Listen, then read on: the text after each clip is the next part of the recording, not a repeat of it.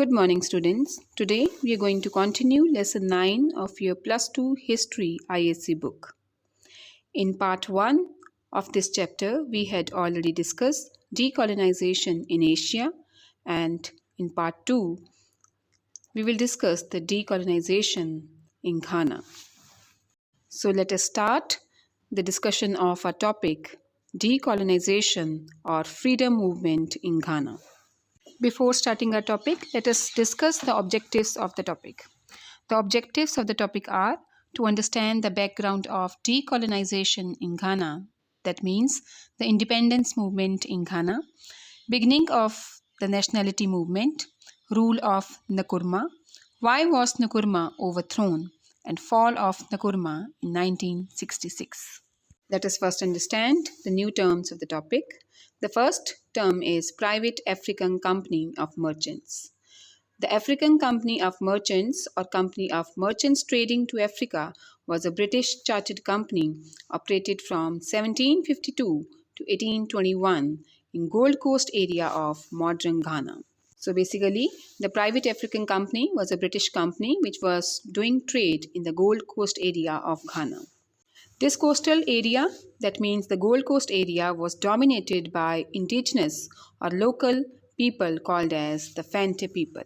The next term is Atlantic Charter. The Atlantic Charter was a joint declaration released by the US President Franklin D. Roosevelt and British Prime Minister Winston Churchill on August 14, 1941, following a meeting of the two heads of the government in Newfoundland.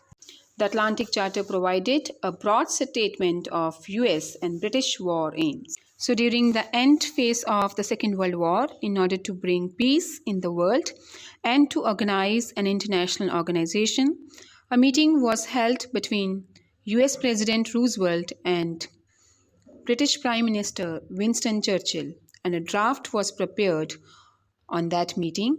It was called as Atlantic Charter. The next word is racial discrimination.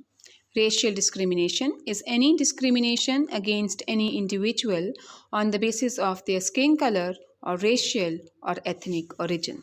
The European countries have practiced this policy on the Asian and African countries during the period of imperialism. The next word is colonialism. It was a practice by which a powerful country directly controls less powerful countries and uses their resources to increase their own power and wealth.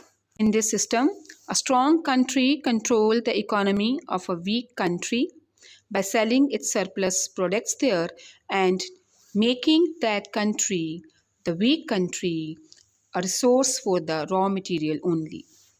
The next word is United Gold Coast Convention. The United Gold Coast Convention was a political party whose aim was to bring about Ghanaian independence from their British colonial masters after the Second World War. So United Gold Coast Convention was a political party which worked for the freedom of Ghana from the British hands. The United Gold Coast Convention appointed its leaders to include Kwame Nkrumah, who was the Secretary General. The next word is the Convention People's Party. The Convention People's Party is a socialist political party in Ghana based on the ideas of the first president of Ghana, Kwame Nkrumah. The CPP, or the Convention People's Party, was formed in June 1949 after Nkrumah broke away from the United Gold Coast Convention. In 1949, when Nkrumah got the support of peasants and the workers of Ghana, he dissolved Gold Coast Convention and formed another organization called as the CPP. The next word is the National Liberation Movement, or NLM. The National Liberation Movement was a Ghanaian political party which was formed in 1954.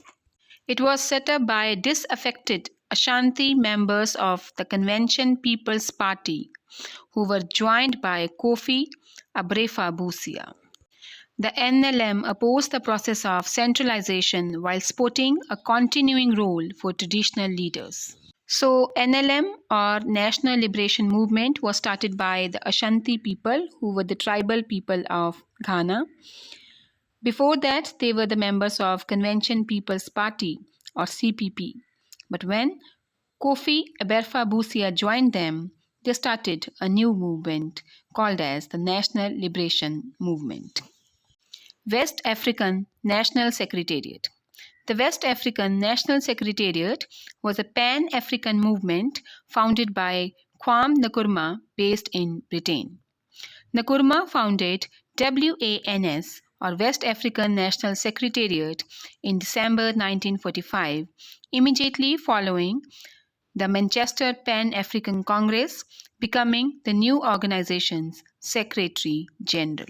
So in order to bring unity between the African countries, Pan-African movement was started in the continent of Africa, and for this a new organization was set up called as West African National Secretariat. It was set up by Kwame Nkrumah and he became the first Secretary General of this organization. The next word is Organization of African Unity. The Organization of African Unity was an intergovernmental organization established on 25th May 1963 in Addis Ababa, Ethiopia, with 32 signatory governments.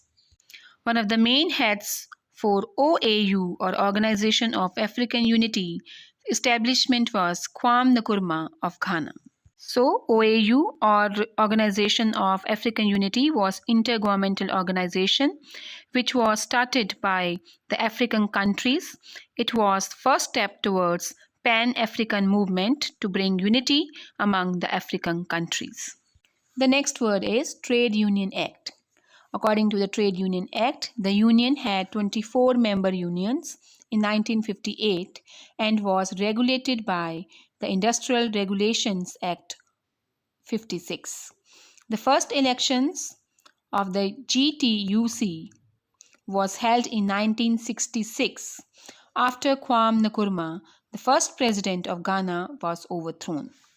Students, here GTUC stands for General Trade Union Congress. The union in 1984 held its National Congress to restore its existence and restore its constitutionality. The next word is Prevention Detention Act. The Preventive Detention Act is a necessary tool in the hands of executive which authorizes them to arrest any person from whom reasonable suspicion arises that he can commit any offense. Such person's activities are prejudicial to law and order to state, and the police can arrest that person without warrant. Students, in order to make the modern judicial system more effective, the governments have been authorized with the prevention detention system, according to which a government can arrest any person even before any crime actually happens on the basis of suspicion. The next term is National Liberation Council. The National Liberation Council or NLC led the Ghanaian movement from 24 February 1966 to 1st October 1969. The body emerged from an allegedly CIA-supported coup defeat, that is Ghana's first, against the civilian government led by Kwame Nkrumah. Now let us discuss the main topic of this module, that is decolonization in Ghana. Let us first discuss the background of the topic. For a long time, the European countries were active for possessing African countries mainly for commercial purposes. During the scramble for Africa in the late 19th century, Britain and France had the largest holdings, but Germany, Spain, Italy, Belgium, and Portugal had also colonies there. As the African countries were the most populated countries of the world, so many European countries came in African countries to sell their surplus goods. Amongst the countries which have came in African countries, the leading one were Britain and France. But apart from England and France, Germany, Spain, Italy, Belgium, and even Portugal had some colonies in different countries of African continent. Friends, with the help of this map, we can see that how European countries entered in Africa for their commercial trade. The yellow color here show the British colonies which were maximum. We can see here Egypt, Angola, Uganda, then British East Africa, this part, Rhodesia and Northern Rhodesia and Union of South Africa. Here Nigeria, some part of Gold Coast, Ghana, which is our going on topic. Here also Liberia. So these were all the parts of British colonies. And this side we can also see a small part of Somaliland. So they were all controlled by the British government. The blue color shows the French colonies. Like here we can see Madagascar. Then we can see Algeria, the French part of West Africa, and Morocco. And here the French Equatorial Africa. The pink line shows here the territories under the Belgian. Here we can see Congo. Then the purple shows the territories which were ruled by the Portuguese, like Mozambique and Angola. The dark green color shows the areas which were controlled by Spain, like here some part of Oro and Muni here, and little part of Spanish Morocco. So it shows that how the different European countries entered and started ruling over the African countries. As a result of colonialism, Africa lost not only its sovereignty but also its natural resources like gold and rubber. The European countries started controlling the economy of the African countries. It is called as colonialism. Colonialism not only resulted into economic loss of African countries but also resulted that the natural resources of Africa would be utilized by the European countries. To get hold on the natural resources like gold and rubber, British government increasingly intervened in the affairs of coastal Africa because this was the area from which the gold and rubber was in abundance. In 1821, the British government took control of Gold Coast's possession from Private African Company of Merchants. Private African Company or Royal African Company was a British company which was doing trade in the coastal region of Africa. But in 1821, British government took the control of doing trade in the coastal region, especially in the Gold Coast area, from company, and government directly have taken these areas under its control. Students, this is the Gold Coast area of Ghana, which was very important in production of gold, rubber and timber. It was famous for its natural resources. Here we can see the area which was under Ashanti, the tribal rulers of Ghana, and this was the northern territory where the British were ruling. And this part shows the Togoland, which was at that time not under the control of Great Britain. In 1844, Fanti, the most numerous of the coastal people rulers, signed an agreement with the British. This became the legal stepping stone to the colonial status for the coastal area. Fanti, which was the coastal ruler, allowed British government to do trade in Ghana's coastal areas. Ashantis, who lived in the central Ghana. Students, Ashantis were the tribal of Ghana, and they led a number of incursions which threatened commercial interest of Britain. They used to attack on the traders of Britain, which became a commercial threat to the British government. The British forces fought a number of battles with them, and ultimately the Ashanti state lost power and prestige. At Gold Coast in 1920s, Britain introduced indirect rule to traditional authorities. After defeating the Ashantis and the coastal rulers of Gold Coast, the British government introduced their rule and ruled out the traditional rule over these territories. You can see with the help of this map the area which was ruled by the Ashanti tribe, and it was a British colony in 1901.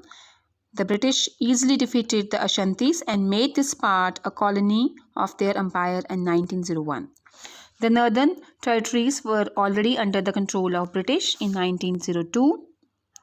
This was a Gold Coast area which was attraction for the British Empire, and they started here the British colony in 1874 as it produced gold and timber in excess, and this was desired by the British government. During the Second World War, the British African colonies fought for the Allies against the Axis power. Students, here you must know that the Allies countries were England, France, and Russia, and the Axis countries were Germany, Italy, and Japan. So the African countries helped the Allied countries because most of the African countries were either under the control of England or under France. In the Atlantic Charter, there was one provision for the autonomy to the imperial colonies.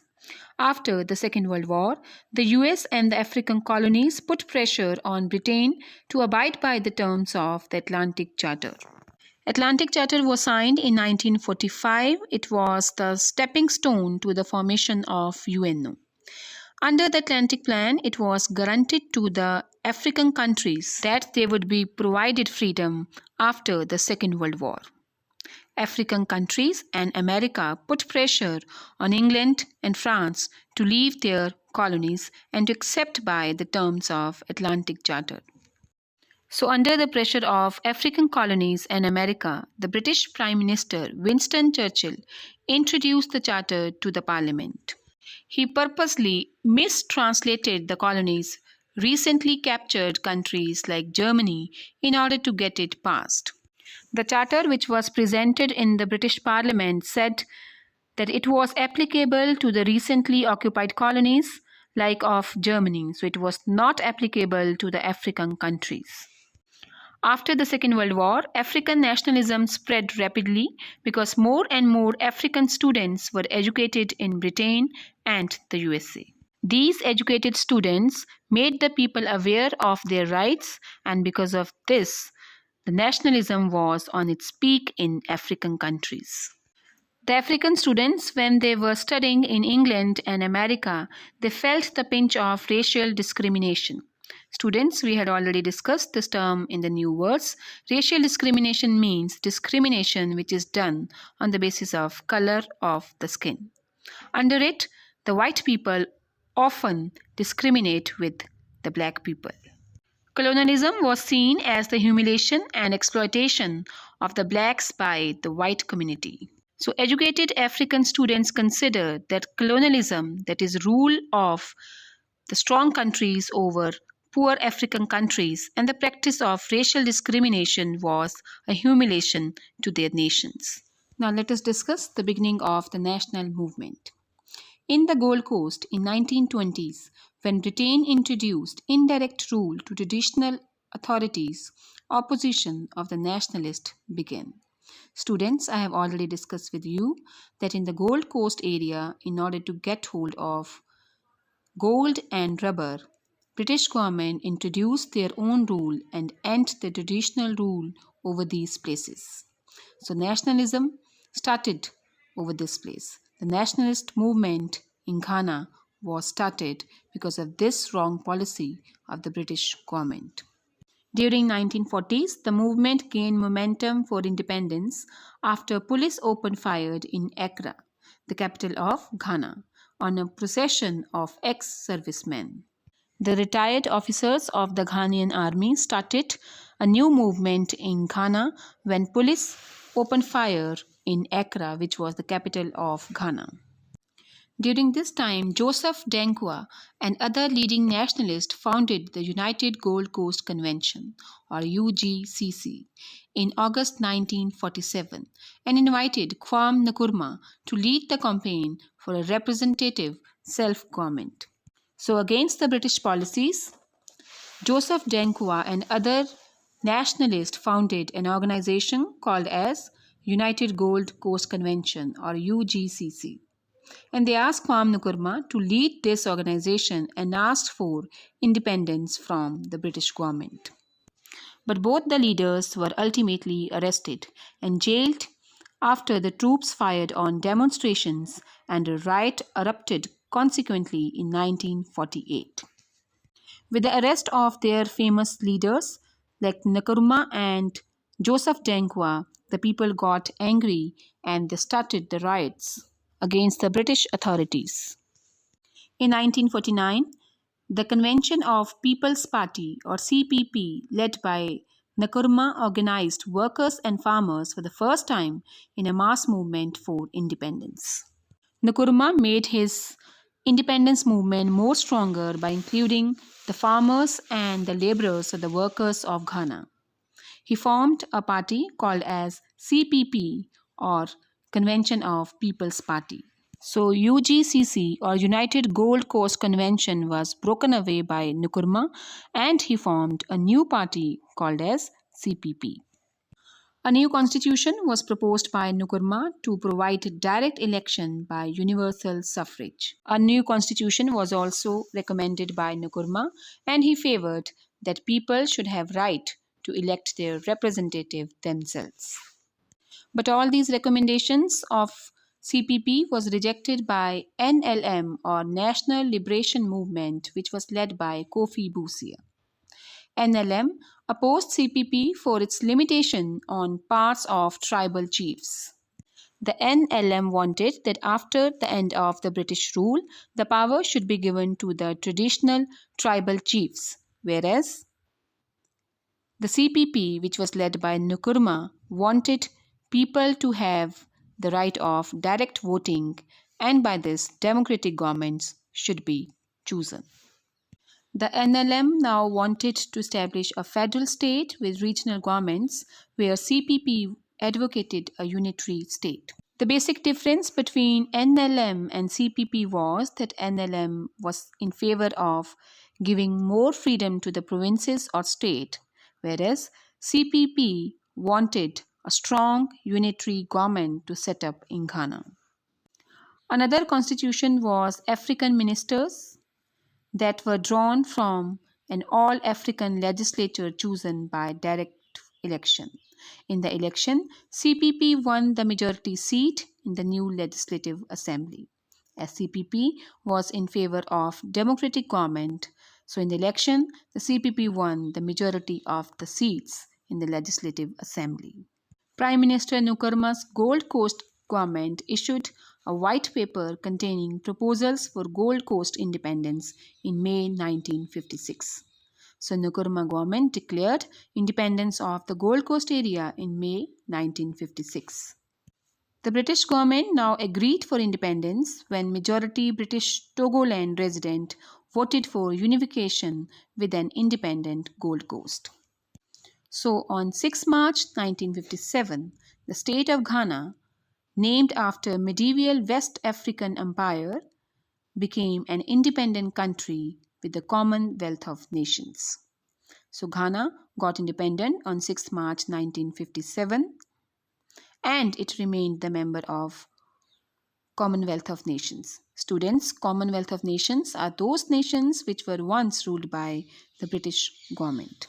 Now let us discuss the rule of Nkrumah from 1957 to 1966. Nkrumah was the first Prime Minister of Ghana. He was born in 1909 and became a teacher. He completed his Bachelor of Arts in 1939 and MA in Philosophy in 1942 from the University of Pennsylvania. He returned to London and founded the West African National Secretariat to work for the decolonization of Africa. Here, decolonization of Africa means to get the most of the countries of Africa free from the control of the British. He was a socialist in outlook and wanted to industrialize the country for better living conditions of the people. He was a socialist, that means he wanted that the gap between the rich and the poor should be reduced. He wanted industrialization of the country which could improve the living standard of the people. As a leader of the government, Nkrumah faced a number of challenges. First one was to learn how to govern. The second one was how to unite the 4 territories of Gold Coast, and the third one was to win his nation's complete independence from the United Kingdom. And with his able leadership, Nkrumah was successful to achieve his all 3 targets. On 6 March 1960, Nkrumah declared Ghana as an independent country. The country became a Commonwealth realm.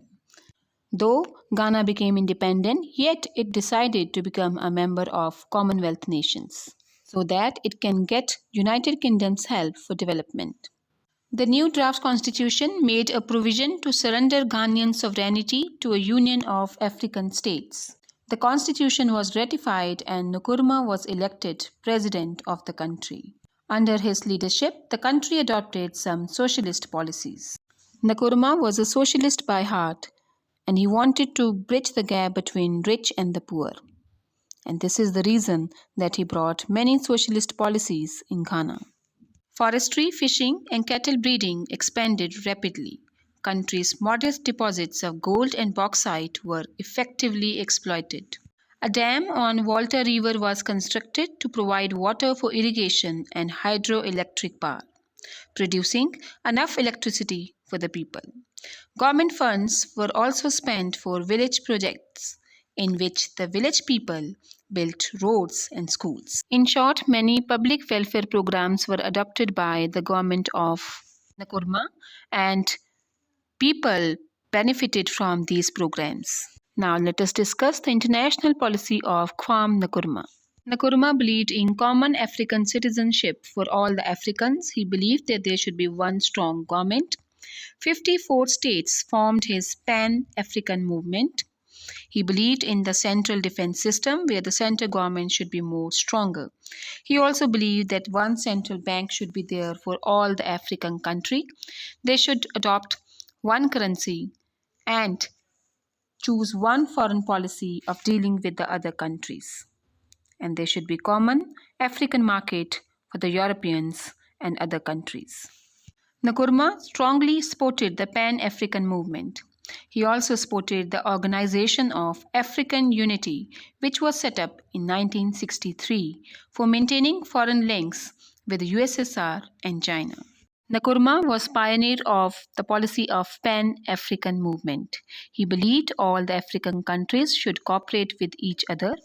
For this, he also made an organization called as African Unity, whose work was to maintain cordial relation of African countries with other countries. Now the question arises, if Nkrumah's policies were so effective, then why was Nkrumah overthrown?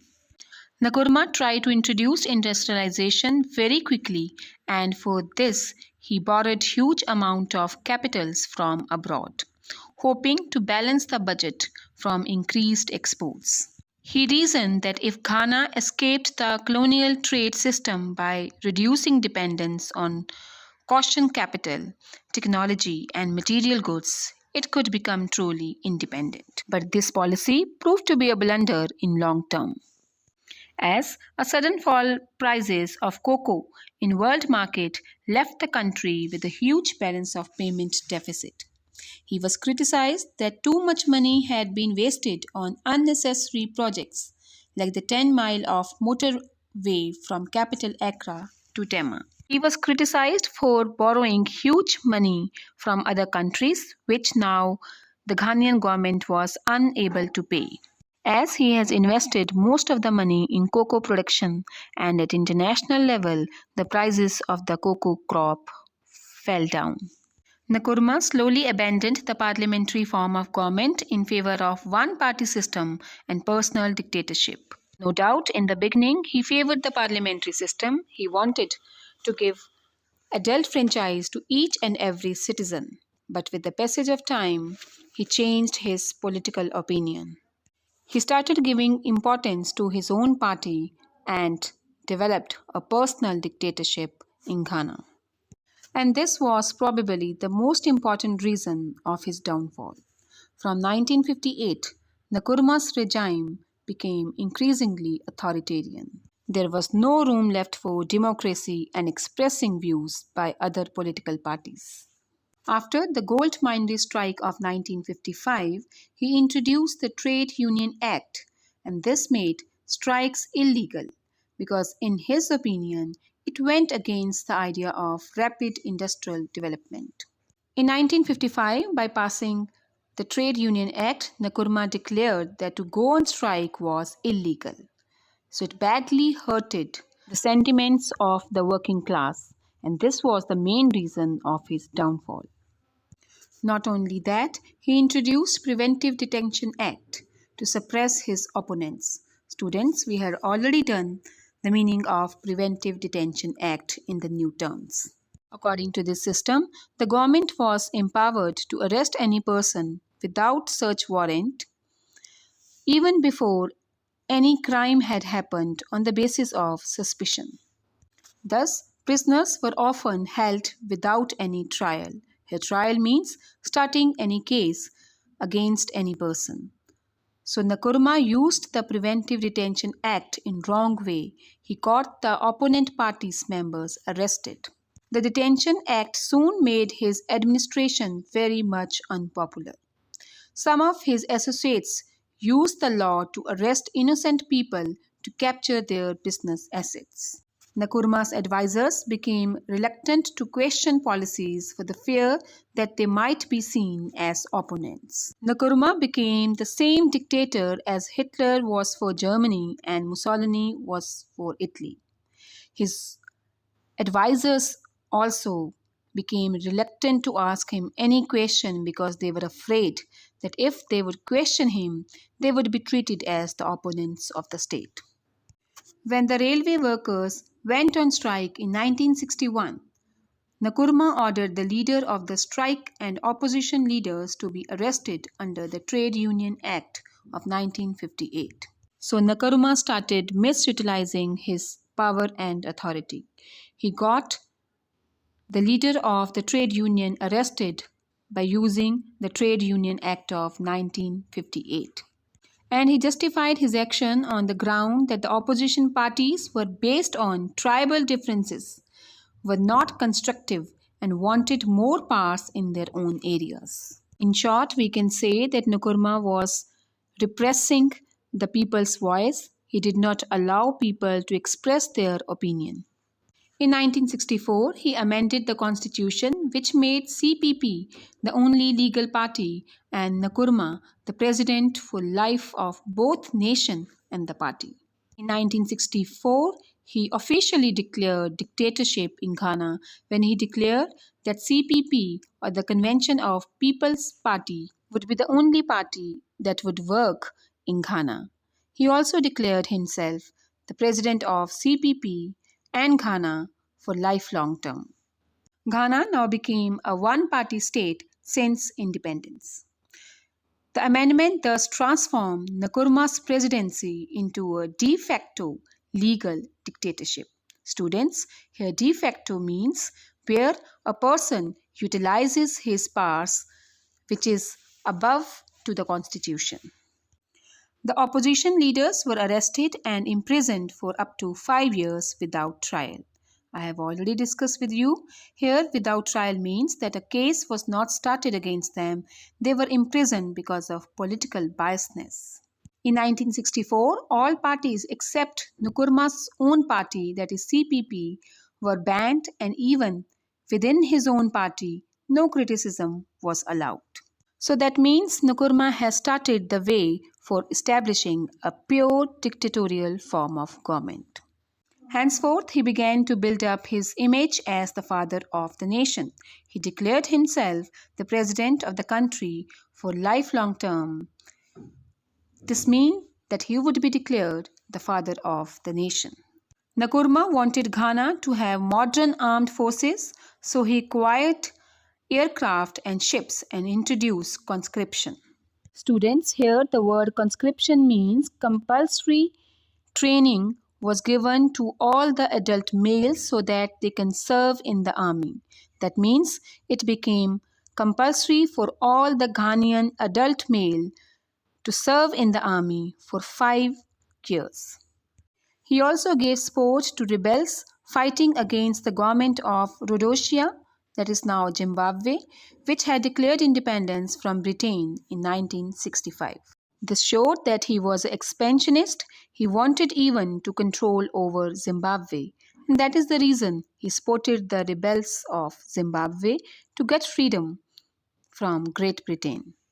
Fall of Nkrumah in 1966. All these factors that we had just discussed and the fact that he had acquired huge amount of personal fortune through corruption was too much for the army. So on 24th February 1966, while he was on a state visit to North Vietnam and China, his government was overthrown in a military coup which was led by Emmanuel Kwasi Kutoka and the National Liberation Council. Nkrumah never came back to Ghana. He lived in exile in Guinea as a guest of the president. As his health was deteriorating, so he went to Bucharest and Romania for medical treatment.